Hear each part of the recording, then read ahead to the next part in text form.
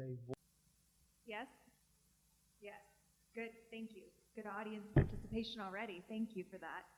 Good evening. My name is Monique Dugas. Welcome to the Safety Forum.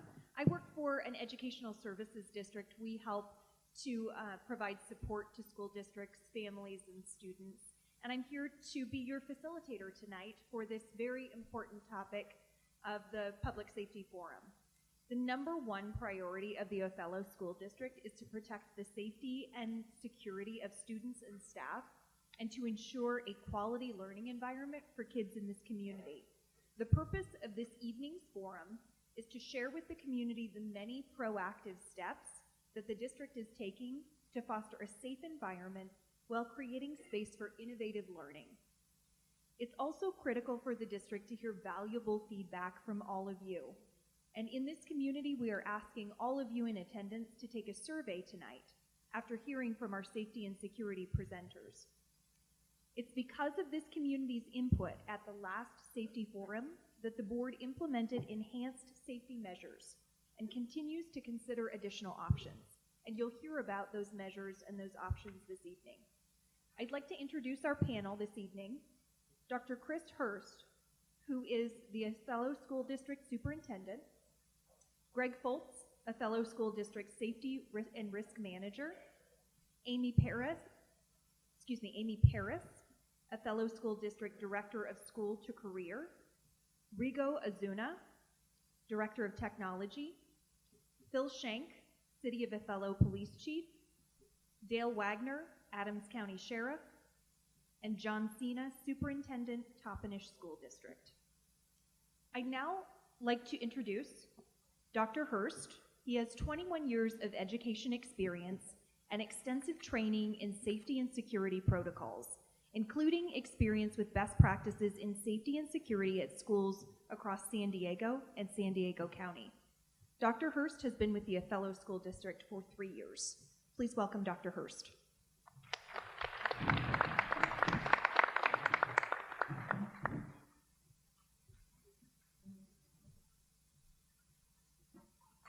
Good evening. Before we start, I think I saw most of our board members come in, so we just want to acknowledge our board members. I think I saw our board president come in, Rob Simmons, so thank you for being here this evening, Rob. I think I saw our vice president, Mike Garza, here as well. Thank you for being here, sir. Jen Stevenson, thank you for being here. Ken Johnson, I know I saw you. Thank you, sir. And I'm not sure if our newest board member, Tyson Roylance, is here. If you are, we wanted to acknowledge you as well. So thank you for being here. I wanted to start off by sharing with you just some historical background based on the last Community Safety Forum. That was held June 11, 2018. It was sponsored by the Othello School District Board of Directors. And what I would like to share with all of you is, in that meeting, there were several passionate community members, students as well, teachers, staff who came and shared their thoughts, their opinions, and asked some questions as well. I would like to share with you that after that community forum, that our board of directors gathered together and they developed policy. They heard your voices. I heard your voice. We all heard your voice, and we are responding, and we have responded. But I wanted to just share with you about the policy that was developed. And without being too technical, these policies are written by our board of directors through feedback from you. So that's why I said they heard from you. They developed a policy, and it really was a charge. And it was a charge to me, but not only me, but to the district, to the staff. But I see this as a community effort. So even though it's a charge specifically to the superintendent, it's really up to us to decide how we're going to make sure that we ensure that our students are safe, secure, and our staff as well. But when they wrote the policy, there were 4 main components. And I'm sharing these components in plain language, as plain as I can, so you can understand. That's what we're going to be sharing with you this evening, how we have been moving forward in moving toward compliance in this policy. But we know that as much as we are doing and we have done, and it's good work, you're going to hear a lot of great work that we've done, there's still work to be done. And you're going to hear that as well. So one of the first things that we were charged, or I was charged with, is early identification. And that's what you're going to hear about tonight. How are we identifying those students, those individuals, and not just students, but individuals who are exhibiting behaviors that may be danger to themselves or a danger to others. So really early identification of those behaviors from those individuals. Something else you're going to hear us talk about and present this evening is around support. So when we have identified those individuals that pose a risk to themselves and to others, what are we doing about it? What type of support are we getting, honestly, for those individuals?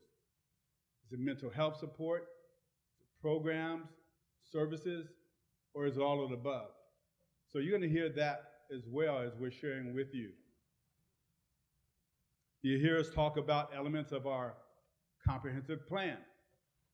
So we have to come together as a community, as a district as well, and lay out a plan, articulate a plan that's comprehensive in nature and covers anything that may come our way to ensure the safety of our students and our staff.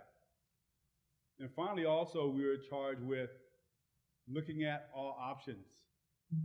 So it's not just one option that you're going to hear this evening. You're going to hear about a multitude of options. And I'm just going to be very honest with you and very upfront. We're considering all options. There's some things you're going to hear from me as well as I come up when it's my turn. There's some certain things that we need feedback from you before we can move forward and make a decision. And I'll speak to those specifically when I come back up. But I wanted to share with you, that's what you're going to hear about this evening. You're also going to hear about specifically arming staff or arming teachers or having extra SROs, school resource officers, having armed security. That's part of that charge as well. And that's part of this whole concept of considering all options. But as I stated, there's some things that you will hear very clearly from me that we have not made a decision yet. And that's why you're here. You're here to provide your feedback. And we want to hear your feedback. And it's going to be important that you receive, that you share your feedback, and that we receive it, and that we act accordingly. Part of what we'll do with the survey that's going to be presented at the very end is we'll use those comments from you and that feedback to present recommendations to the board of directors. So again, I want to just start off by saying thank you for being here. This is very important to us, and it's very important that we take it serious, the protection and safety of our students and our staff. And with this, turn it back over to Monique.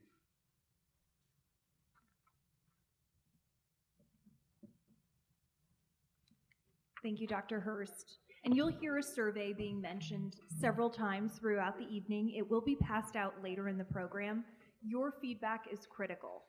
This survey will help us to get an excellent gauge of what you're thinking, your perceptions, and your feedback as well. So please stay tuned for that. I'd now like to introduce Greg Foltz. He's the Safety and Risk Manager for Othello School District. Greg was born and raised in Othello and is a product of the Othello school system. Greg is an expert in comprehensive safety planning. He's the co-chair of the district-wide safety committee and manages all Othello School District safety activities to ensure the successful implementation of the National Safe Schools Initiative. Greg has extensive training in school security and is certified in building and threat assessments. He will outline all of the measures being taken to protect students before, during, and after school. Please welcome Greg Foltz.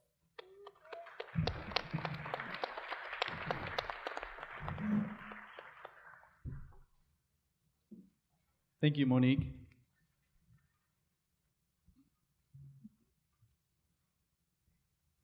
Okay, I'm going to start off tonight by talking a little bit about bus safety. All our kids have to come to and from school, and we'll start with that section. So I'm going to start with a couple statements. They'll sound like questions, but did you know that 475,000 school buses travel over 4 billion miles a year, carrying 25 million children each day to school? According to the National Highway Traffic Safety Commission, school buses are the safest vehicles on American highways. School buses must comply with more federal motor vehicle standards than any other vehicle on the road. So our school bus drivers and monitors are highly trained professionals. They have over 40 hours of training, classroom and driving, before they can become a driver. We provide them with 8 hours of safe schools training online. They have bi-weekly safety meetings to discuss issues and safety concerns and student and parent concerns. We have 3 certified driver trainers on our staff to keep our drivers and monitors up to date with current trends.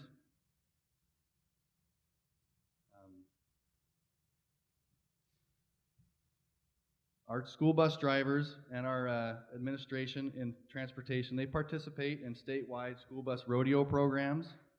They attend Washington Association of Pupil Transportation Conferences, National Association of Pupil Transportation Conferences. They try to stay up on the current trends and best practices that go along with transportation. Our buses are also maintained by ASC certified mechanics, automotive service excellence, bus specific. This training requires on-the-job training, classroom training, and multiple testing in different specific areas of the bus. Our drivers also attend conferences and other trainings to collaborate with other mechanics on specific issues on buses to get ahead of trends or ahead of issues that are known out there. All of our buses are inspected annually by Washington State Patrol in the summertime, and then again, they have a random inspection in the wintertime where they inspect several of our buses on a random basis. All of our buses currently have video and audio recording inside. So anything that happens within our bus, we can go back and look at it and hear it. We're currently installing Wi-Fi on our buses. As you know, our district has gone one-to-one, and as one of the issues come up with technology, how do the kids use their Chromebooks when they're away on a school event? We have 10 buses outfitted already and continually adding. We're currently working in collaboration with OPD and Adams County Sheriff on some run, hide, fight, or physical threat training, bus specific, to get our drivers aware of what could happen out there on the road and be prepared.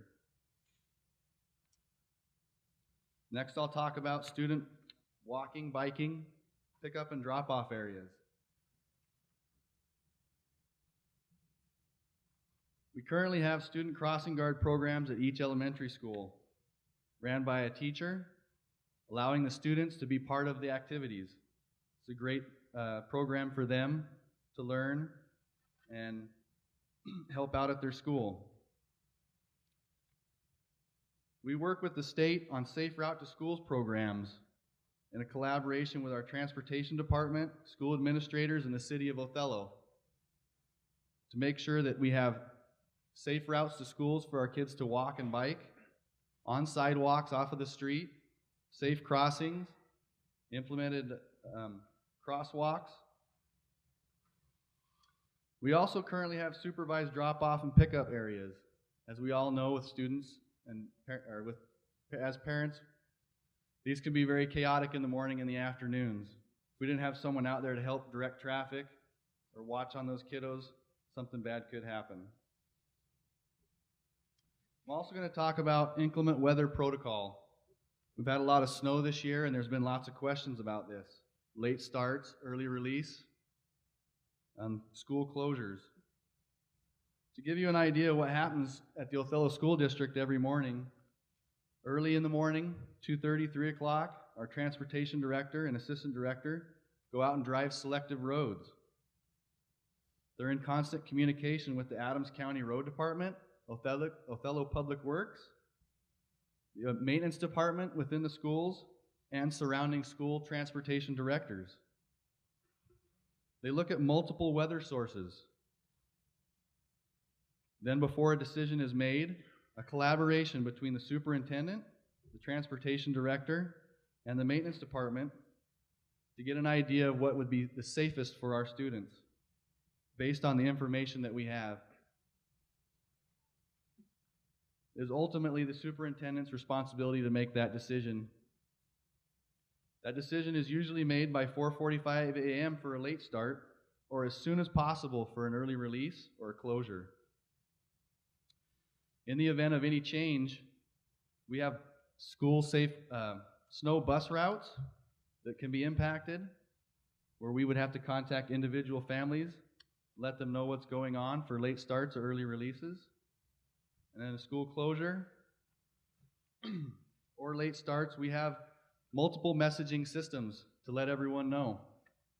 We use a system called Blackboard, which when we post on that, automatically posts on Facebook, does robocalls, text messages, and emails. If you're not part of that and you would like to be, for more information, you can contact Talia Lemus at the district office. We also post these events on our website, and we contact local news channels for notification. And we have a call-in line that's updated by 5:45 a.m. It's 509-488-4862. If we do call a late start, early release, or closure, we also have some internal calling trees at each school so that we can get the word out to all of our employees as fast as possible. Slide 3. Our school grounds is an important part of safety. A little over 20 years ago, school safety on playgrounds was an important thing. It was important enough to create district policy on it. Setting standards for safe playground equipment, regular inspections, fall protection, encouraging active activity in a creative environment. Most of our grounds do have some fencing, and they are all monitored, either by camera or person. All our monitors on our playgrounds, we have provided them with a walkie-talkie that has a direct channel to the police department. In the event of an emergency, they don't have to call and wait on 911 or try to call the office. They can call the police right away. Building interior. We try to keep our building interior and exterior a safe environment while maintaining a learning environment. This balance can be tough. We want our kids to feel safe, but we also want them to learn in a creative environment that doesn't feel like a prison. The exterior of our buildings have over 320 cameras. Keep an eye on things. We keep every door locked that can be locked and still maintain the flow of our buildings. We have multiple signage throughout our buildings, trying to educate people who come here where the entrance is at and procedures they should follow. We send home as many letters to parents and phone calls we can possibly think of to continue the information to the public and to our parents. The exterior of our buildings is regularly patrolled by police and sheriff, not just our SRO. As we move into the interior of our buildings, we have more cameras. At our high school and middle school, we have some trained security specialists that are an essential part of keeping our kids safe. We have a collaboration with the OPD for a school resource officer that is assigned to all buildings and is available at any moment. We have a great maintenance and custodial staff that keeps our buildings maintained and clean. This is an essential thing to school safety. All our buildings are inspected annually by maintenance, fire department, police, and sheriff to point out any vulnerabilities we may have.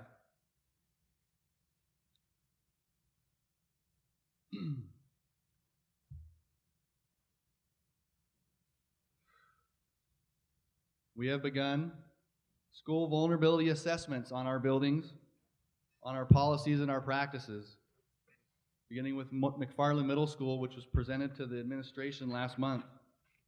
These assessments, done by myself and Chief Shank and Seth Carlson, our SRO, point out not only building vulnerabilities and opportunities, but also practices and procedures.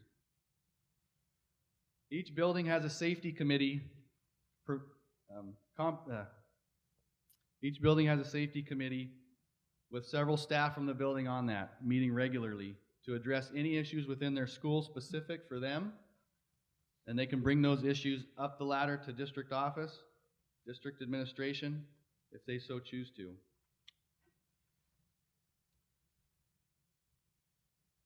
Let's talk about student, staff, and physical safety.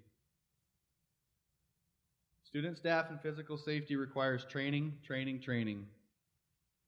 All our schools perform regularly emergency drills, evacuations, lockdowns, earthquakes, shelter in place with their students. This is what gets us prepared for an event. We had a district emergency plan that has been evolved into a district safety, crisis, and prevention handbook, providing information to all staff for any event that could happen within our district. At each school, we have trained health services. We have nurses trained in first aid and tactical first aid, so they can help the little kid with the cut, and they're prepared for the ultimate bleeding. We perform incident command training at each school, where we sit down at a table with our administration and select staff and talk about scenarios that could happen in our school, what we would do, and how we would deal with them to help us prepare. All of these things we are continually refining our policies and procedures for best practice. One thing today might not be the best practice tomorrow. This concludes my portion of the presentation.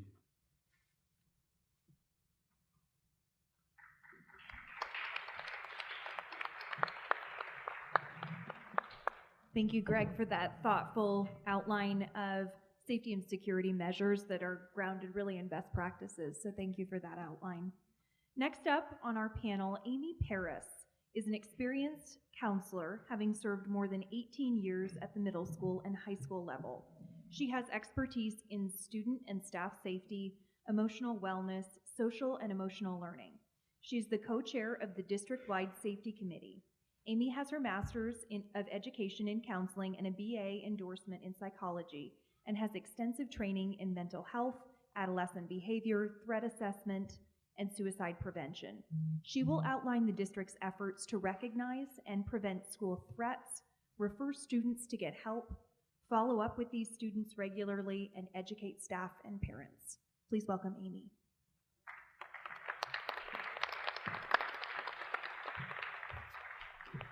Hello, thank you for being here tonight.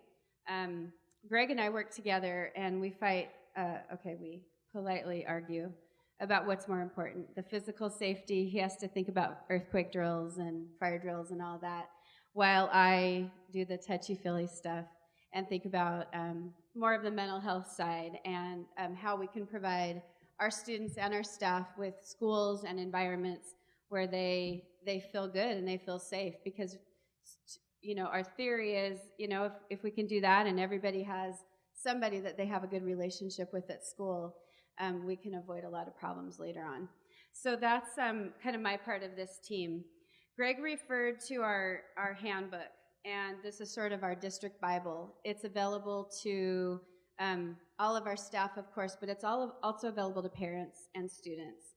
In different buildings we've kind of rolled this out in different ways. So we have every building who have trained staff on parts of this book. So a lot of our policies have been in existence for a long time, but we decided the best way to handle this was to put our prevention stuff and our resources all in one place. So that was some work that we did in the last year, and learned that it's nice to be able to refer to it as a go-to document. So we used a lot of community resources in doing this. So if there's people here from Adams County Integrated Healthcare Service, the CBHA, and specific their behavioral development department, our law enforcement friends, juvenile, these people gave us many, many hours of excellent conversation, research-based practices to help us kind of inform our tools. So this year when school started, we rolled this out to our staff, and our principals did a great job of highlighting parts of this handbook. So on our website are links if anybody's interested. So included in this is a one-page resource that's similar. Hopefully you grabbed one of these on the way in. We think that simple, one-page things, easy to go to, these are posted in schools, they're helpful tools. So we have these, that's kind of a newish type of a thing that we do in the district now, so that everybody knows where to go to make the right kind of referrals or get help for our kids or for our colleagues. I can't speak enough about the partnerships. This community is amazing. Anytime we ask for help, because we want the experts to tell us what they think, and then we have discussions, we go out, we do visits together, we see what other places are doing, and then we inform our policies after a lot of discussion. So we have, again, the building of relationships. That's not just with students and staff, it's with our schools and our community. When our kids see the CBHA resources come in and teach them about dental health care and medical services that they didn't know that their families could get, that's a huge start for the relationships. And our schools are little mini social services agencies. And so we're really trying to foster that and be a place where families can go get help, and kids can know that school's safe. It's obviously about education, but it's also a place where they know what to expect and they can foster and thrive. I have lots of ways. Contact me if there's any questions you have around this kind of stuff, ways that you can get involved and be a part of our schools. The next slide is about student and staff mental health. Primary focus for us. We've done some pretty cool things, and again, I feel like a good way to build this type of a thing is with existing resources. So all of our staff, teachers, all people employed in the school district have some required trainings around safety. And this year we were able to add a bullying piece into that, so that our teachers are reminded all the time what signs to look for if kids are being bullied or by kids that tend to bully, and what to do with those behaviors, how to refer them out, who they need to talk to. So I felt really good about that. The other thing we were able to add in this was a module about creating healthy environments. So really good tips and information for teachers to know how a trauma-informed classroom can be. So what does a safe environment look like inside the classroom? So those are some other things that we're doing. In this handbook are very specific guides and guidelines about how to identify warning signs of kids that are hurting or that maybe have violent tendencies. What does that look like? Where does it start? How to watch for behavioral pattern changes, and then what to do about it. Same with suicide and self-harm. We're trying to start much, much younger. Our kids are so exposed to the world through social media that they're seeing things that they don't always understand. So our goal is to provide some clarity and some education around that so that they know what to do with those feelings or those things that they see. And when kids can recognize behaviors in each other that are suicidal type of behaviors or kids that are hurting, they know what to do about that. So that's something else that we're really focusing on. We're training our staff on what to do with those emotionally distressed kids and what a pathway would look like. You start with maybe the school counselors and who to call, and that it's okay to be saying, hey, how's that student doing and where are they in the process? We're trying to encourage accountability around that. Building relationships with our kids, again, is kind of what I get to think about. So social emotional learning is as important in our school district as ELA and math and making sure our kids have what they need academically. Because if they're not healthy and happy and safe in school, there's not going to be any learning going on. So every single building has a plan around the social emotional learning. So how they're providing a safe and healthy culture in their buildings.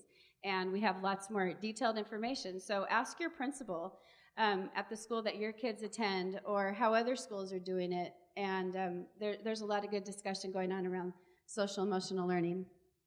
And finally, the threat assessment team. Some of you are out there, I see you. We have started a pretty amazing process. This came out of this forum a year ago. When we did research on, what are we missing? Where are the gaps in our system? I learned quickly that we didn't do enough in-house internal threat assessment. So when a threat comes to a student or a teacher or a parent and they're worried about another kid, or I heard this might happen, we now have a system in place where all of people know what to do with those threats and who to tell, and then a principal or a teacher in a building can activate what is now our threat assessment team in the district.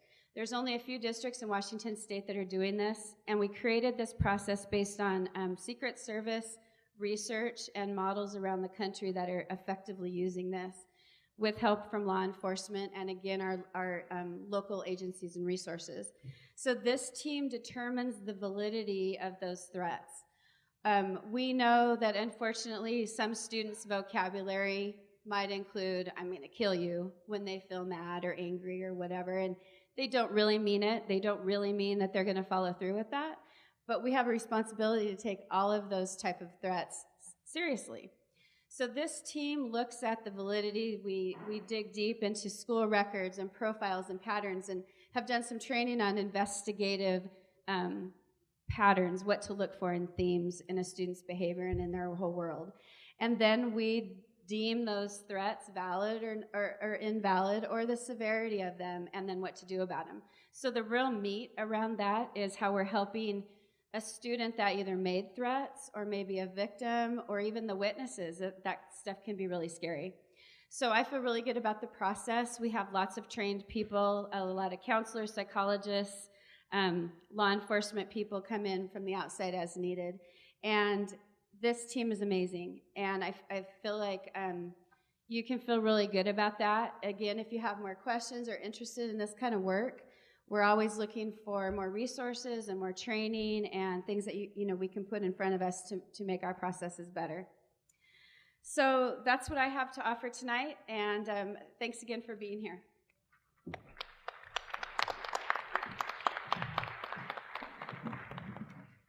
Amy Paris, thank you very much. Comprehensive is really the word that continues to come to my mind in hearing from our presenters.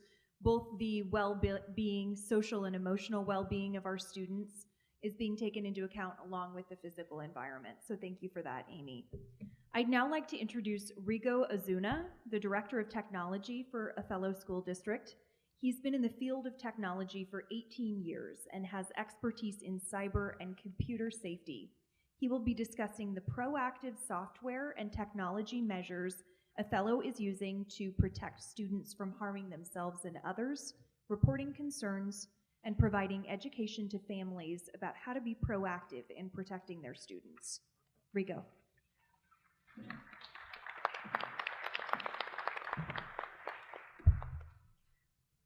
Thank you, Monique.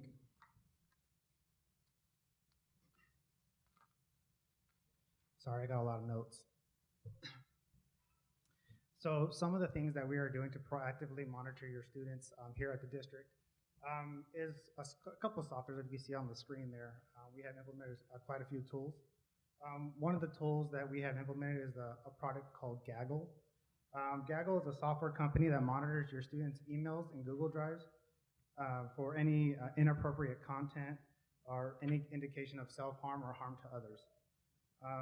when items fall under the questionable or even seriousness category of this program, there are trained staff on site at Gaggle corporations where they are proactively monitoring our students 365 days out of the year, 24 hours a day.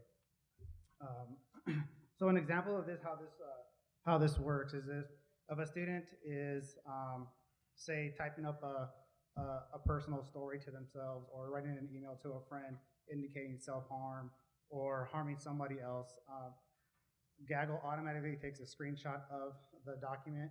It will send it out to an emergency contact list, which consists of members on this panel here, counselors at the respective schools, and then they're able to proactively jump and try to handle that situation. That's some of the steps that we are working together with Amy's group to make sure these students are safe and they're well taken care of. Another example that I'd like to share with you is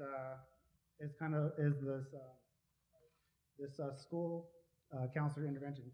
So with this information that the counselors get, they are able to proactively meet with students constantly to make sure that they're doing okay, go over their history, talk about certain situations.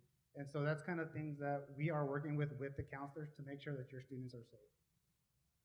Another program that we have installed, because technology is always changing, we have web filters out there to protect kids on the internet. So the way this works is that there are approved sites that the district has that the students get to go to. There's also categories in there that we get to block based on what the district wants us to block.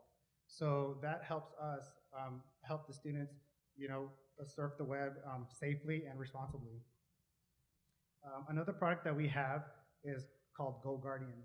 Go Guardian is a really neat program that allows the teachers to proactively monitor their students in their classrooms to make sure they're on task, make sure they're not doing anything inappropriate. The nice thing about Go Guardian is that if something was to come up, say like a situation, a student is trying to locate or wanted to know how to, say, tie a noose or something around somebody's neck, Go Guardian would actually take a screenshot of that, email the appropriate administrators, and then we can proactively go in there and talk to that student. So again, all these emails get sent out to a lot of people, so we are able to, one of us will catch that and go and talk with the student. Another program that we have is anonymous reporting. So how the anonymous reporting works is if you go to the district website, there is a button on the lower part of the page that says report a threat. So with this program, you're able to submit an anonymous email, anonymous text, anonymous web page. It'll direct you on where to go, and you can submit your information anonymously. So if in a case like that, where a student, you hear a student or your child say something like, either my kid is getting bullied or a possible threat to the school, they are able to go in there and report the threat anonymously, and it also sends that information out to the appropriate administrators. And the last one that we have up there is technology educational events. So that my staff and we hold these technology events for parents because Chromebook is a new device that students have in their hands. So what we've done is proactively reach out to parents to attend these events where we can give them training on how to look at their students' history, look through their Google Drives, look through their email, so that way they can proactively see what their students are doing online. It's a really great class, and we're continuing to have more of those throughout the course of this year, the course of starting the school year next year as well, that I really recommend you guys come out. There's a lot of good information that comes out of that, and so I really encourage you guys to come out. And that concludes my portion of the slides.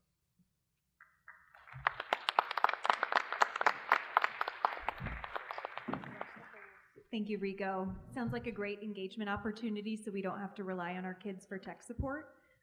So that could be really useful, so thank you for that. Now, there are many components that go into keeping our students and our schools safe. And one of those components is a very close relationship with law enforcement. I'd now like to introduce Police Chief Phil Shank. He's the Othello Chief of Police. Chief Shank has served as Othello's police chief since 2014 and has spent nearly 30 years in law enforcement. He also has 2 kids in attendance at Othello Public Schools.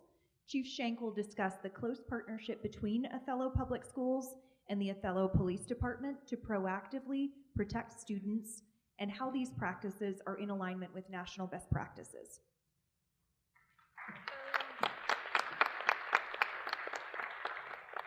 And I'm going to try not to be the first person that hits my head on that as I walk up here. Thank you, Monique. Thank you for everybody else. And I also want to thank Dr. Hearst as well as the Othello School Board for taking school safety seriously. I've seen other districts simply look at this as a checklist. This district actually is committed to making the changes that are necessary to keep our kids safe. Othello Police and Othello School District have a great relationship. You're going to hear me say we a lot. That's because I'm in a lot of these meetings. It is we, it is us. I've been here 4 years, and actually I was sitting about that same spot last year as we had a similar forum like this. This district is, we're going to listen to that go all the way to the bottom. Well done. I thought of telling a joke, but this is the wrong place for that. This district is one of the most prepared districts I have seen, and it's getting better every day. None of us want our schools to look like prisons. In fact, there's no perfect answers to school safety, and almost everything costs money. We can't do everything, but everything we can do needs to be done. You've heard Amy Paris talk about how we're working to identify students that need extra help in threat assessments. Well, I'm part of that threat assessment team. This could be to prevent bullying or to respond to students that make poor choices. I'm on this committee to help reduce bullying. You've heard Greg Fultz talk about everything from bus safety to playground safety. We work closely with Greg to find improvements nearly every week. You have heard Rigo Ozuna of what they are doing to protect our kids from threats on the internet or social media. This is a very real threat and something we in law enforcement are dealing with almost every day. Some of these things the police department is doing fall under these 4 categories that you see up here. Increased officer presence in our schools. We have a school resource officer, Seth Carlson. He's sitting right here. Seth, can you stand up for a second? Thank you. We also have Assistant Chief Dave Rim here. Dave, can you stand up, please? He's undercover tonight. We have police explorers, where we work with kids aged 9th grade to 12th grade, mostly at the police department, but those kids are learning from us and they're going back and they're participating in their classrooms. Our high school criminal justice class, where we're dealing with 10th, 11th, and 12th graders, that's 30 kids that we're dealing with every day, where a police officer is in front of those kids talking, teaching. We're teaching them law. Some of those kids are going to be lawyers. Some might be police officers, some game wardens, some sheriff deputies. I'm seeing all kinds. Some of them might just be engineers, and scientists. We've got some great kids in those classes. We have officers routinely speaking or reading to students in their classrooms. And if you look at our Facebook page, you'll see that we try to keep that pretty up to date and show some of those pictures. In fact, what you're looking at right here is 10 high school kids that came and spent about a half a day with us learning about law enforcement. And they had multiple speakers talk to them. This is for one of their senior, what's it called? Their senior site visit. It used to be they'd come one-on-one. This time we actually got 10 of them at once. It was a lot of fun. We didn't let them drive the police cars. Now, we know that keeping our kids safe means building relationships with them. We want our students and your kids to trust us. The next thing is training for students, staff, and parents. Run, hide, fight training was one of those best practices that we brought to this district because the old lockdown model wasn't a good model. It wasn't keeping kids safe. Run, hide, fight is the next step in that. In that, we've taught teachers, paraeducators, janitors, cooks, bus drivers, the administrators, everybody that could be around those kids to help them has been and is being constantly trained to actually do that. Again, that's a significant improvement. Tactical first aid. This isn't just putting a Band-Aid on. This is when things are bad. And this could be a traffic accident. But the idea here is that we've got to stabilize that child or teacher long enough to get them to help. Social media awareness. And again, working with Rigo, our police officers and our detectives are doing this all the time. But Seth Carlson and one of our other officers have been trained to actually provide social awareness training to parents. So those of you that have high school and junior high age kids, if they have Snapchat on their phone, ask to see their other Snapchat account, because they probably have one that they're not sharing with you. That's what we want you as parents to know. The internet's not going away. No matter how much we prepare, bad things can still happen. So we plan for them. That's why we have incident management. Othello and Adams County have some of the best police officers in the state. They're dedicated to keeping our kids safe, your kids safe. Every officer in our county trains in active shooter response for the worst case. Incident command has been trained to all district and school administrators. We believe that effectively supervising major incidents is critical to improve the outcome for our students and our teachers. We also know that communication with parents in a crisis is important. We've implemented Nixle.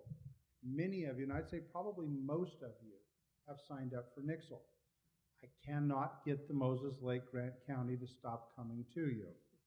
Unfortunately, the Othello zip code is also in Grant County, as well as some of the Othello School District. Now, if you haven't signed up for Nixle, 888-777 and put in our zip code, you will get all of our emergency alerts. It's that easy. If you can't remember that, look on our Facebook page. That makes it even easier. The reason we need that is we need to let parents, we need to let teachers know what's going on in an emergency. The last thing we want is 800 parents showing up at a school when we have a major incident and blocking all the roads. So we're going to tell you where to pick up your kids, and we're going to get them there as safe and as fast as we can. Finally, identifying problems. Last year, when we had this, there was a recommendation that we actually look at some training and vulnerability assessment. We did. We sent a team. They were well trained. I was one of those. Greg was one of those, and again, Seth Carlson was one of those. We're now providing that as a vulnerability assessment of each school. We've completed the one that we've talked about. We're going to do each school. And in that, we look at all the best practices. We look at how is the building structured? What's the entrance look like? Is there adequate security cameras? But we also look all the way down into policy. We look at how does the school get along with its kids? And we make suggestions using best practices of what could be better. I want to say, again, many of our officers and myself have kids in these schools. We are committed to making them as safe as possible. I'm glad you're here. This shows me that you care. Thank you.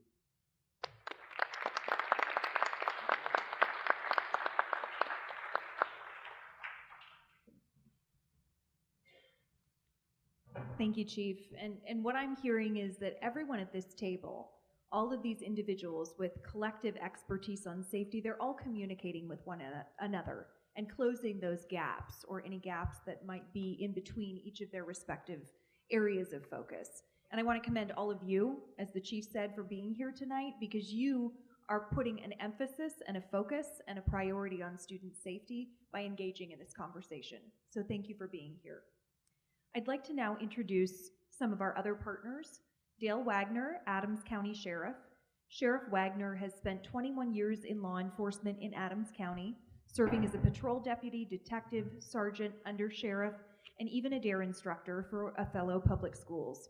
Sheriff Wagner will discuss the focus on keeping schools drug-free and the Adams County Sheriff's Office response in the event of a crisis. I'd also like to introduce Undersheriff Adolfo Coronado. He is the regional SWAT commander and has 14 years of law enforcement experience, and he is also from Othello.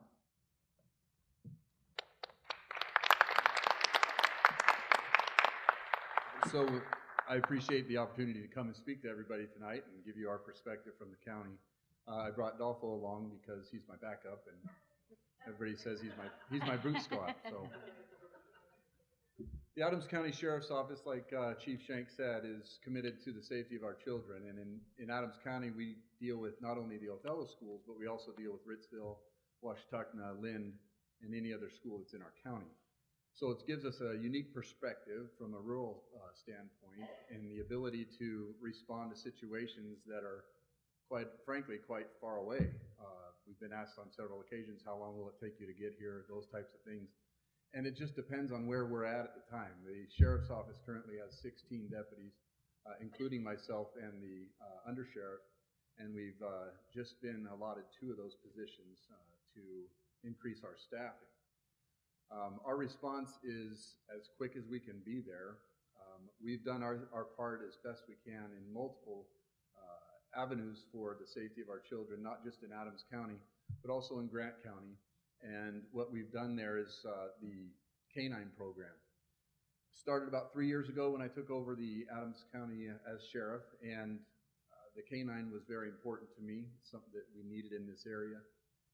What we did at the time is decided that the drug narcotic dog was just as important as a man dog or a chase dog. And the reason being is our schools are being inundated with drugs, believe it or not. That's the reality of life in this time, and it's never been so prevalent in certain aspects. The things that the dog has been able to do is try to combat those issues. We are contracted with Grant County schools. We go to Ephrata, we go to Job Corps, we do to other locations to assist with locating narcotics. And we've been very successful in locating some, unfortunately, but success is measured in different ways. And I would say if we're catching one person, hopefully it'll deter many. The other things that we do with Adams County is we bring a different perspective in our response. I try to get my guys to go to the school as much as possible. Most of my deputies have children in all the schools here in Othello, as well as the ones in Ritzville and Lind. And I try to get them to go as much as possible to see their kids, to be involved in their kids' lives, to be coaches in the school district. And you'll know that Undersheriff Coronado coaches basketball. I have some that coach soccer, some that are very involved in those things. They try to go to lunch with their kids. And some that don't have kids will spend time with the kids every once in a while at the schools having lunch with them as well. I want them in our schools. It's very important that we have a presence, and very important that we work together for the safety of our kids. The tools that Adams County brings in a situation of emergency or response needed from the sheriff's office is similar to the to the police department. Something big happens, we're there. My guys will go, I will go. It'll be hard for me not to be the first one in, I'll be honest with you. We have tried to focus the county's response in having the tools that we need to respond to those situations, mainly for my guys. And the reason is my guys need to go in with every tool they can to make sure that we're doing the best job we can for the people that we're going to assist. We've been able to ascertain a nice command vehicle that we're currently in the process of outfitting for these types of responses to major emergencies and things like that. We're almost complete with that. We should have that up and running in the next month, complete. We have a drone program. We can activate a drone and get aerial vision and view of multiple avenues and areas. In fact, we have mapped out a couple buildings in the past to get a little clearer vision of what it would be like, so we can have that information going into a certain situation and things like that. I want to turn some of the time over here to Under Sheriff Coronado, as he is the TRT, the Tactical Response Team Commander for the region.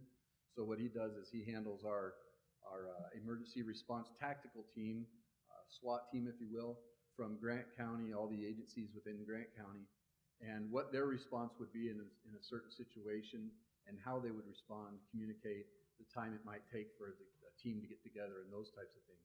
But I'll turn the time over to him for just a moment.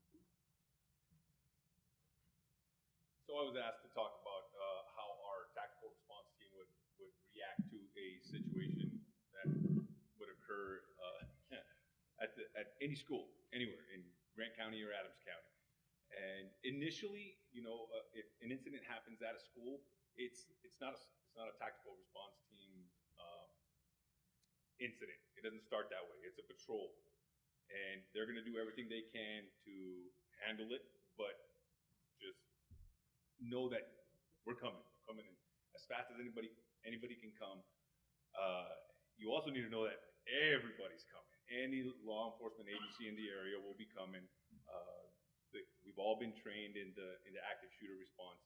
But what we do is we basically, active shooters could easily turn into a hostage situation or something like that, right? So we're trained specifically how to react and how to take care of those kind of situations. We've got special tools, special breaching tools, special tools that afford us a little more, how can I put it?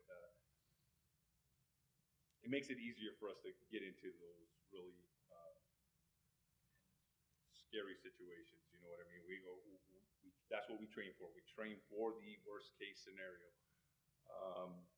We've got multiple active shooter instructors on the team, and we try to stay as involved as we can in each and every school that our team would respond to, whether it be in Grant County, here, the middle school, the high school.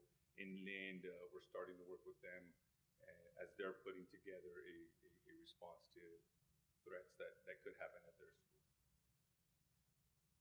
Thanks. So overall, the county's response is going to be a little bit different, but much the same. We're there to do the same job as the police department, although we could be there just as much as they are, just because we're right across the highway here in Othello. But if we're not, our time is going to be a little bit more lengthened because of our response time. But we will go. We will be there as much as we can to assist. I, again, encourage my guys to be at the schools all they can. And we thank you for the opportunity. I'm glad you're doing this kind of thing for our community. My kids are in this school. And it means a lot to me that the community's out here trying to do the right thing. And I appreciate that. Thank you.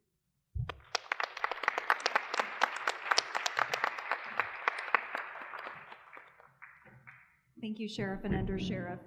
I would like to now introduce Dr. Hearst to discuss additional measures that are being taken by the district to protect students and staff. So I want to reiterate some of the things that have been shared by Greg Fultz already, and some new things. One of the things that we have done is we have sent a mandate through Greg to our principals that all doors throughout the entire district should be locked. I know it's difficult for some of our staff members to do that. It may be a little inconvenient. We've heard from some of our staff members as well. However, this is one of the most basic things that we can do to ensure the safety of our students. So John Cerna and I, superintendent from Toppenish, we were talking about this prior to the start of this forum. We both agree that it is important that we adhere to these mandates because it is basic to ensure that our students are safe and secure. So locking doors across the district is a mandate that we have issued. We also wanted to share that we have one school, Desert Oasis, who actually has a locking front door and a buzzer, and the secretary actually buzzes in everyone through a camera as well. We're actually beta testing that school site and looking at all of our other school sites to install the same buzzer system and the same remote camera as well. Greg has already shared that we have safety committees in place. Greg oversees the safety committee. He ensures that he goes to all the school sites, to those meetings, to ensure that they're looking at what's working, what can be done better, and what's not working, and closing those gaps around safety. We also have heard Greg talk about our buses, and we are proud that we do have cameras and audio devices on all of our buses to ensure that we're keeping our students safe and looking at infractions that may occur on those buses.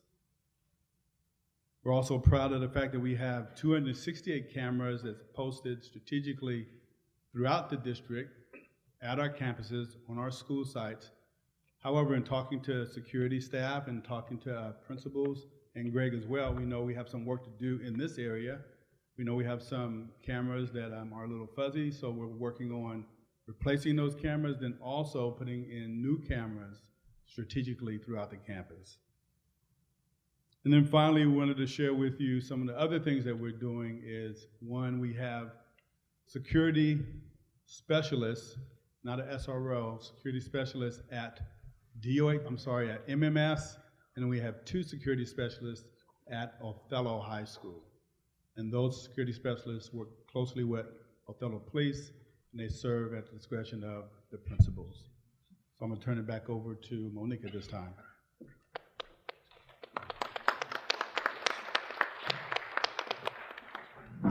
Thank you, Dr. Hearst. We've been hearing about some very traditional security and safety measures that have been put into place or are in the works in Othello School District, and they're all in line directly with best practices. But part of Dr. Hearst's mandate and the group here is to also consider all options. And so we would like to now introduce John Cerna. He is the superintendent of Toppenish School District, and he will discuss his experience with more non-traditional safety measures that have been taken in Toppenish School District.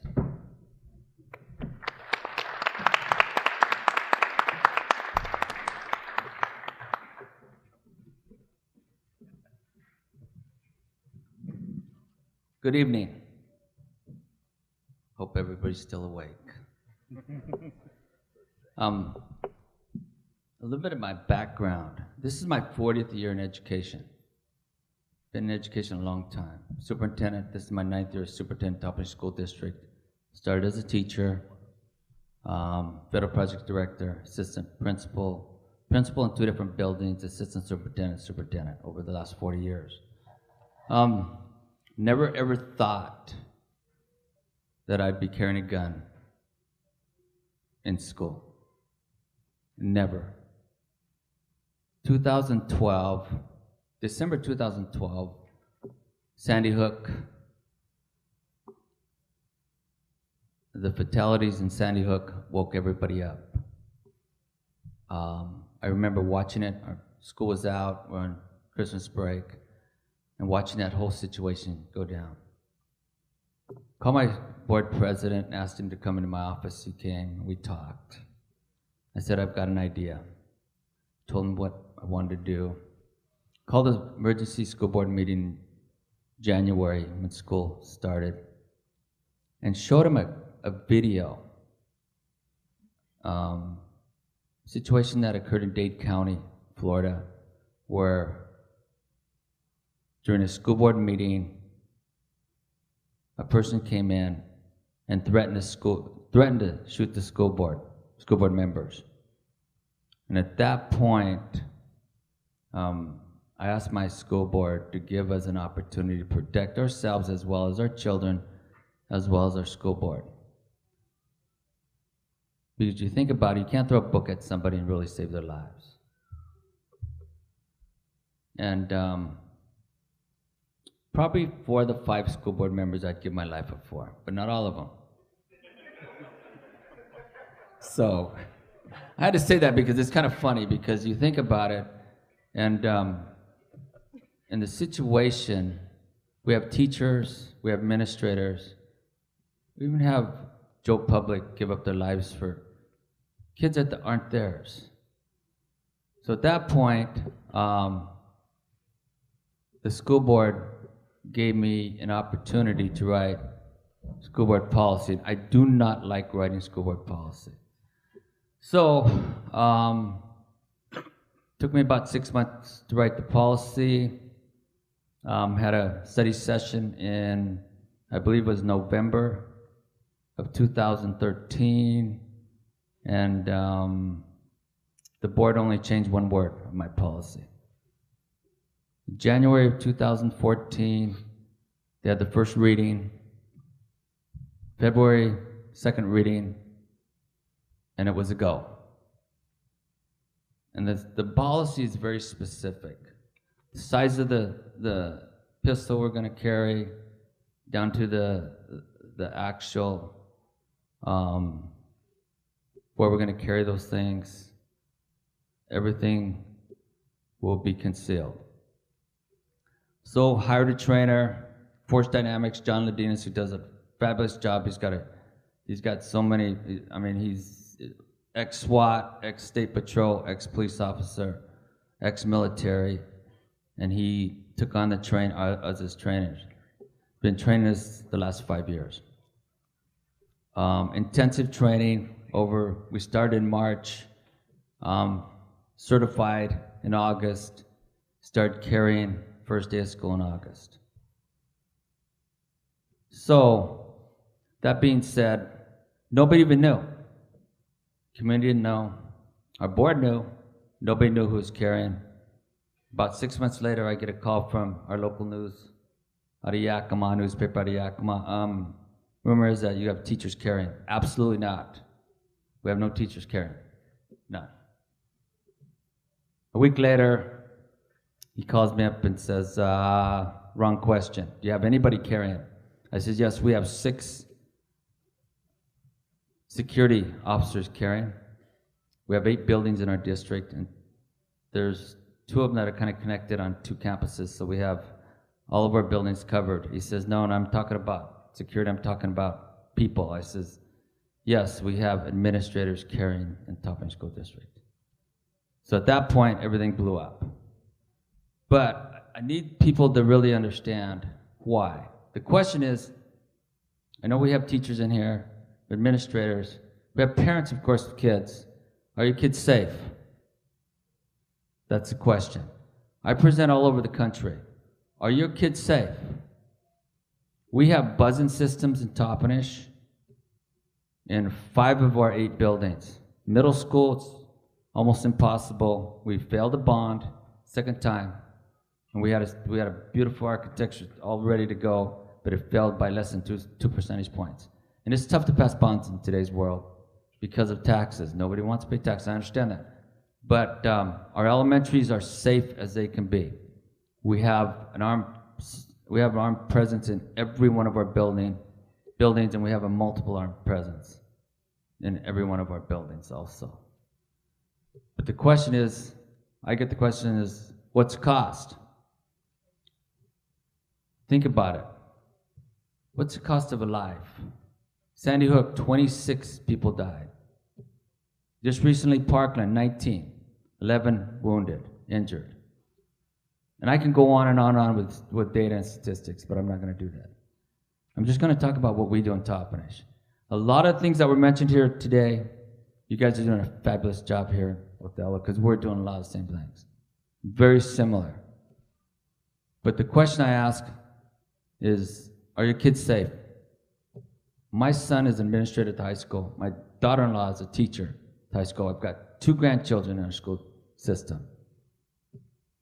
And I think we're probably the safest school district in the country right now, because I have 19 armed administrators are directors in the Topping School District. And nobody knows who they are except they know I'm caring. We have signs up too that says we're caring. And nobody knows who they are. But in every building, we have multiple people. And I believe the training that we've had, the intense training we've had, has been really, really good. We've been doing this for 5 years. We train twice a month, and it's ongoing. We have a simulator that our police, it's owned by our city, but they don't have time to use it, so we use it. It's in one of our buildings, so we have access to it 24/7. So when it's too cold out to go outside and shoot, we practice inside. We practice clearing buildings and all those things that our trainer has taught us. There's 7 of us that actually run ranges now. We have been trained to run our own ranges now, so we get to do that too. We have 3 sites we shoot at. Our police, on our police range, we have Yakima Nation Police Range, and we have a police range in Prosser that we shoot at also, but we practice. And I wrote a few things down here, and I know that people are worried about the cost. You shouldn't worry about the cost, because I know Othello gave their teachers a great, great contract. And we fell right behind Othello. We're just a little bit under Othello, so I don't think Othello would worry about the cost. It costs about $250,000 a year to do what we do. But you think about this, what's your life worth? Priceless, right? Exactly. So when I brought this to our board, they said, do it, no problem. Our staff are trained on a regular basis. We're up to phase 3, which is, the first phase was real basic gap training. Second phase was more intense. Third phase is baseball bats. We have wasp spray, which is a neurotoxin in every classroom. Every teacher has been trained how to use their baseball bat. We use run, hide, fight also, just like you guys are doing. We train our people. So a lot of stuff you're doing already, we've been doing for the last 5 years. And it's working.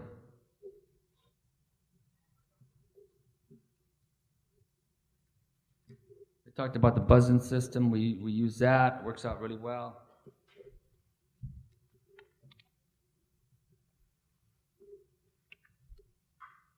All of our people have vests. Want to keep our people safe. It is a voluntary. It's not required. I have several administrators that are not doing it. I have several females that are on our team, and they're really, really good shots. A couple of them are married to either police officers or undersheriffs, so they love it. I think we have 5 now that are part of our security team.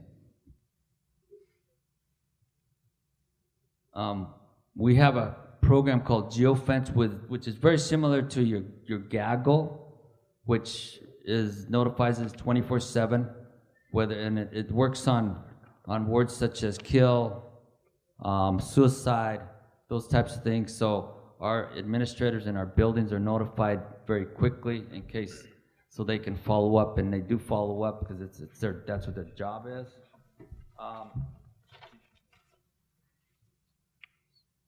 We have threat assessment teams in all of our buildings, and all of our people have gone through already phase 1 of threat assessment. And we use the Salem-Kaiser model. I know that you guys use something similar to that, but Salem-Kaiser has been around for a while. And so, probably next fall, we'll start phase 2 with that. And it's worked really, really well. And the teams consist of an administrator, a teacher, administrator, and we try to get a counselor on every one of the teams also. So it's well-rounded. At the high school, we have more people on the team because we have more people at our high school. Elementary is a little bit smaller. But they're all have gone through the process, as well as ourselves too. We've gone through that process too, the training. You think about this too, and all the training that we've had, and we are the first responders. Teachers are the first responders. Administrators are the first responders. I could get to any building within 2 minutes. And Toppenish isn't very big. It's probably the same size as Othello, except I think Othello is a little bit more spread out than we are. So we do practice lockdowns.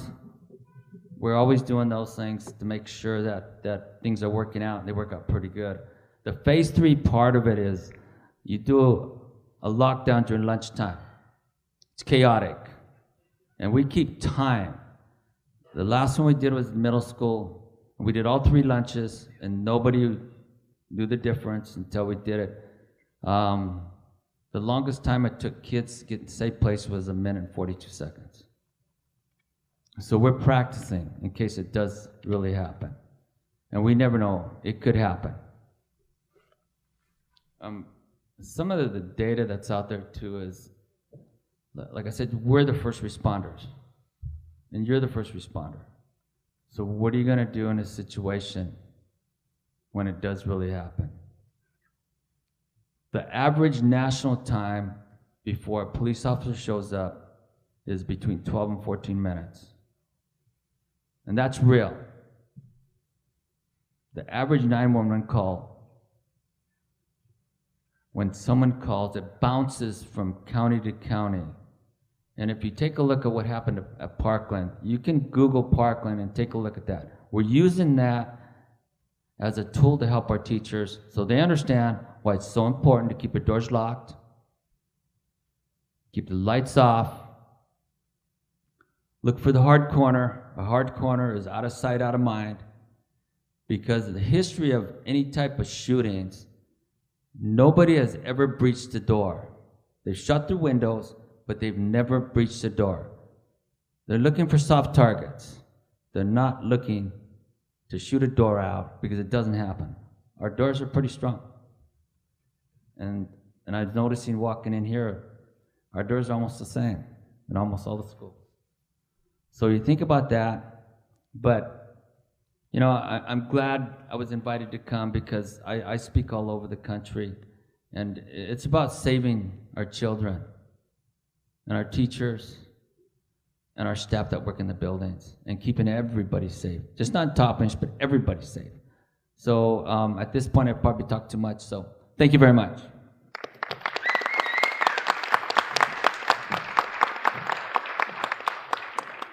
Thank you, Superintendent Cerner, for that perspective. I'd now like to reintroduce Dr. Hearst to discuss additional safety options that are being considered at Othello School District. Dr. Hearst. So I'd first like to thank everyone who's been on the panel to share this evening. And thank you, John, for coming this evening and sharing your thoughts and perspective about what's happening in your district. As you see before you, and as I shared at the very beginning, we're not ruling anything out. We're considering all options, but I want to just share this with you as well. As soon as I'm finished speaking, I'm going to be handed a survey. That's important. It's important that we hear from you because we're going to take that information and some of our next steps first so that you understand our next steps is one, to continue the conversation. So this is the first conversation. We have 162 people here this evening. So we have some more people that we need to reach out to. I need to hear from our students, especially high school students. I need to hear from more of our staff. We have a few staff, teachers here. And I need to hear from more parents as well. So we'll be scheduling more venues, personal, at the school sites, at DOHS, at the district office, but we do need to hear from more individuals. And we will be giving them the opportunity to have their voice heard as well through that survey. Because again, this is an important topic for our district and keeping our students and our staff safe. As you take the survey, and Monique will reiterate this, please pay attention to the questions and please be very transparent in your responses, your answers, because we are seeking your input, your feedback. We will compile all that data. It will be shared out with the public as soon as we have these forums, but also it will be brought before the board. And each time we have these forums, the plan is to share that data with the board. And part of that sharing is recommendations. The recommendations is really coming from you. It's not my decision. on what direction that we're headed in. It's not anyone up here. It's not their decision. We're sharing with you what we're doing. We're proud of the work that we're doing, but this is a community effort, so we need to hear your voice. I ask that you go out and share with your family, your friends, loved ones. The next forum, wherever it may be, tell them to show up because we need to hear their voice, plain and simple. So if you look up here, these are the options that we're considering. You heard John Cerna speak about them very passionately. We've been collaborating with him. I personally have been to Toppenish and seen how it is put in action, how it's implemented. He's one of the few school districts who's looking at arming or has armed some of their staff. And again, we're not ruling anything out, but again, the key piece is your voice. We're operating on your voice, so receiving that feedback. So looking up there, we are considering ID badges. We are looking at making a mandate across our system where everyone, every employee, including the superintendent, is required to wear a lanyard ID badge. Everyone. We are looking at, I'm not going to cover all of these. I'll share some of them. You can see them up there. We are looking at the bats for every individual, every staff member, not the students, I'm sorry, but for staff and our teachers, and for bat training. And again, it's something that we're considering. But I'm always going to go back to the survey and your voice. The recommendations to the board is going to be based on your voice. We're sharing that data with them. Fencing, we want to share that with you. We're considering fencing at our school sites. More security staff, more counselors, and more school psychologists. Again, part of the recommendations, or whatever your voice is sharing with us, we'll be sharing all of those recommendations with the board. And then we'll have to figure it out. How are we going to move forward in making sure this happens? Again, we're doing great work, great things, but we all acknowledge there's some other things that we can do as a community together. Looking at also another SRO, another school resource officer. We have one, Seth Carlson, he's outstanding. We're looking at bringing another one on board. We're considering that. Armed school security staff, so we have security specialists. We're considering armed school security staff. Armed staff, also, you heard from John Cerna. He mentioned about his staff. He said no teachers, but he does have some staff that are armed. We're considering that. Again, your voice is important in what we recommend to the board of directors. Pepper spray. We're not looking at bug spray like Toppenish. Just kidding, John. But I want to let you know we are looking at pepper spray. That is a consideration that we will bring forth as well. But again, your voice is important on what we will do. Handcuffs for our security specialists. That is something that we are considering as well, so they can detain people as appropriate, individuals as appropriate. Also, a recommendation is, if you think about the foyer area in Othello High School, it acts as a barrier in case an intruder comes in. We're looking at that as a consideration for all of our schools, so having a foyer area just as the one is at Othello High School. And again, when you think of that strategically, it acts as a barrier for any intruder that may come on the campus. We're also looking at, you heard Chief Shank talk about run, hide, fight training for middle school and high school students. We're also considering getting together a parent committee, a focus group, and really talking about, so what does that really mean for elementary? What about our elementary school as it pertains to run, hide, fight? So considering a focus group to move in that direction. So again, those are things that we're considering. Nothing is off the table. But again, as Monique comes back and she shares with you about the survey that we're going to pass out, I really need you to hear loud and clear from me that it's important that you're transparent, that you share with us the direction, give us some guidance, and there's some questions, specific questions about everything that has been shared. You get an opportunity to add to it.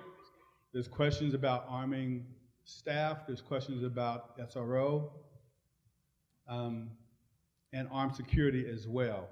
So just think about it, be very transparent, and then share with others about the next opportunity that will be posted for them to come out and to hear their voice as well. Thank you very much. Monique, it's back to you.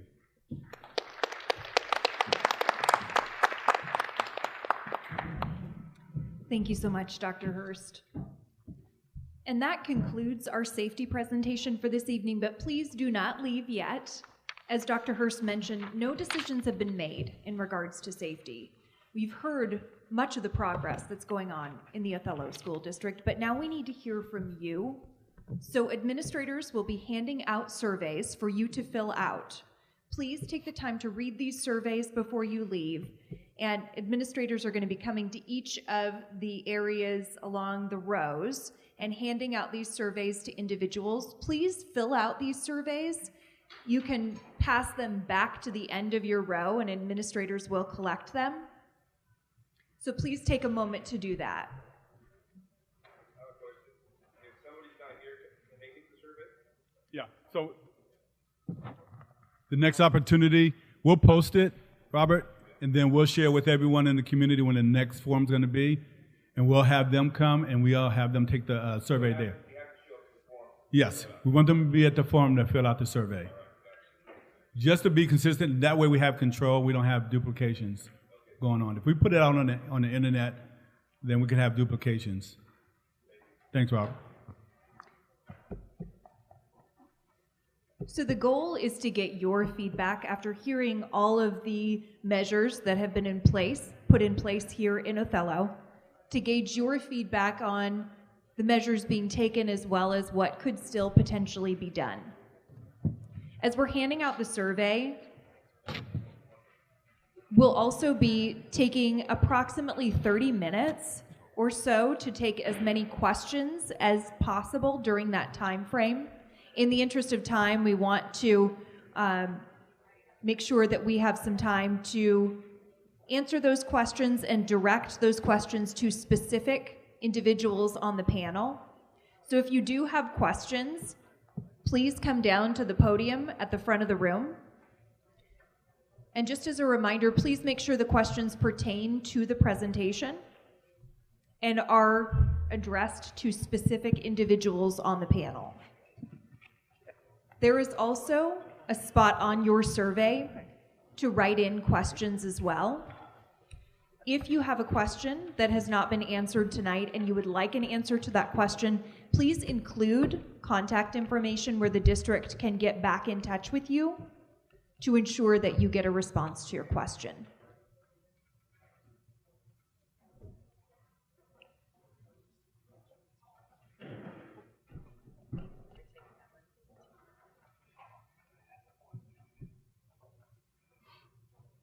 And as you complete your surveys, please pass them to the end of your row where an administrator will come to collect them.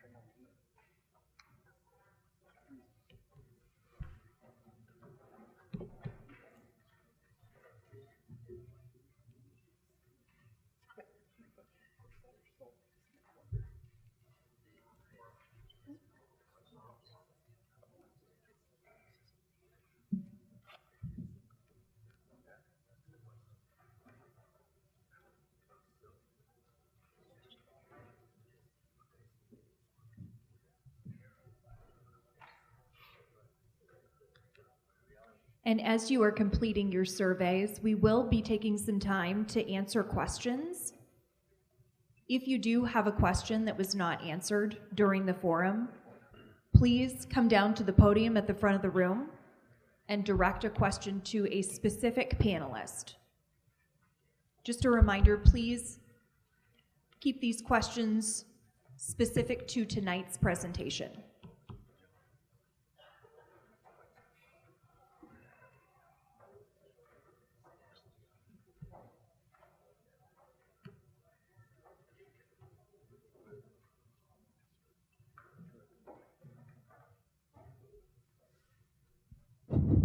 Hi, my name is Mark Sporer. A couple questions. First to Steve Foltz. Apparently at the elementary schools, they have snacks in the afternoon, and they don't have a cafeteria staff to deliver those snacks to the specific classrooms. So in the afternoon, the teachers have to send a student down to get the snacks. I'm just wondering, in this day and age, if that's a good idea to have 20 kids wandering the halls getting these snacks in case an emergency happens during that time.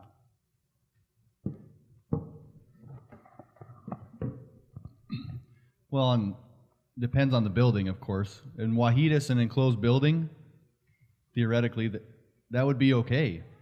They're not completely unsupervised in the hallways.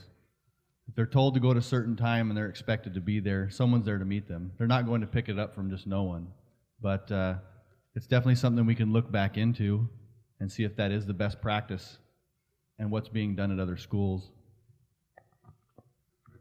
Okay, also for Dr. Hearst, you mentioned the safety at the high school. They have a foyer. It's my opinion that I can come off the street and get into full cafeteria of high school students in less than a minute, because the main door is open. I just walk by the office and I'm in the cafeteria. So I'm not sure what foyer you're talking about that provides security at the high school. Absolutely, sir. So I'm going to let Chief chime in on that. He gave that recommendation to me, so he can talk a little bit more about his concept of what the foyer idea should look like at all schools.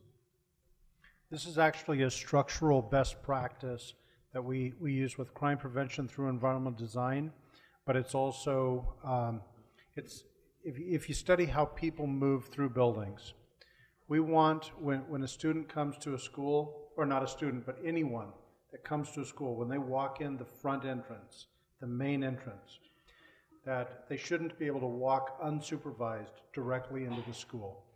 So any school where that's happening, our recommendation is to correct that by creating some form of foyer system. The high school main entrance is the entrance that we're using as a good example.